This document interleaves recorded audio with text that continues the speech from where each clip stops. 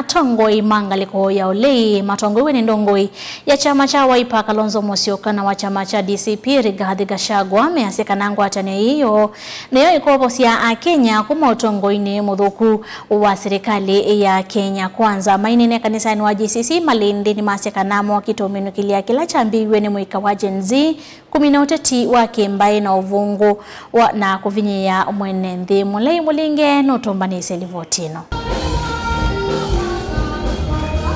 Mainana na enende kanisa ni wa JCC na itina wadhaithi musini wa Malindi kaunti ya Kilifi ya tongo ya ulima tongoni Stephen Kalonzo Musyoka Rigathi Gachagua Eugene Wamalwa katoa tongo ya kifadhokanyo ni maende ya kuvudhisi otongo wa serikali ya President William Ruto palama wetaka na meenda kumino kile kila chambioni ya mwika maji nzimu waka na mudhilucha kumino uteti wa uvungu vandhi ya Kenya.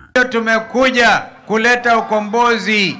Vijana Gen Z walijaribu mwaka jana kukomboa nchi yao, na hilo alilolianzisha, hiyo hatua alianzisha haiwezi ikatokomea bure.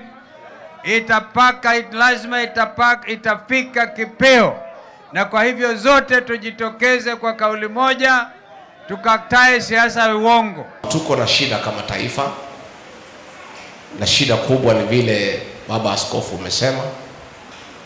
Sisi wengine kwa sababu ni Wakristo, mtu yeyote akija kwetu na Biblia akisema ameokoka tunamwamini.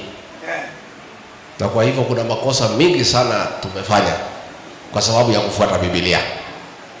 Sasa tutaenda kurekebisha polepole. Ukija na Biblia ukisema umeokoka, tunatafuta mashahidi ya kutoa ushuhuda ambayo wanakuelewa vizuri.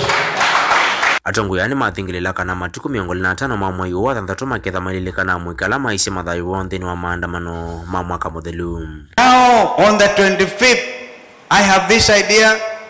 Kenyans should go there and just waweke tu candles, light candles in front of hiyo gate ya bunge, kusema shetani ambaye anaabudu anaishi huku ndani atoke, na atoke pamoja, kwa sababu damu ya watoto ilimwagika hapa. We shall light candles on the 25th outside Parliament. Just light candles. Kwa njia ya utaratibu and remembrance of our vijana ambao waliuawa tarehe 25 mwezi June. One of the commandment is thou shall not kill. Viongozi wameua vijana ya Gen Z, na kila mtu anajua. So tukirudi kwa uchaguzi, kiongozi amesimama. He has broken one of the most salient of the 10 commandments, thou shall not kill. Hatakuja kanisani aseme apatiwe kura. Wachungaji pia wako na jukumu kueleza congregation yao ya kwamba kiongozi yote ambaye amekeuka the 10 commandments hatakiwi kupata nafasi ya kuongoza watu, kwa sababu hiyo maneno ya uwaji itaendelea. Ulona ni munini wa President Rigathi Gachagua ni woneka kufuthisi uneni wa Musumbi William Ruto umunthe kanisa ni wa CCM Madaraka musini wa Nairobi aimwenda yake kuweke ya Biblia ngalikoni mwe. I've seen him in church today akisema he has an assignment from God to transform Kenya. That is good. But the same God who has given you that assignment is the same one in the 10 commandments who says thou shall not kill. So let us not apply double standards. Atongo yao ngini mena ngwatana ya thukumi ya kotu yele simwene nthini kiitikilani na serikali matumilo vila inenthi meutilwa kwa kamasoko. Hivi sasa ule ushuru wa nyumba, watu wa Malindi, hizi nyumba wanajenga, wanasema sasa wana pesa nyingi wamepora kutoka kwenu. Wameanza kutumia kwa mambo mengine, na tunasema housing levy is the biggest fraud.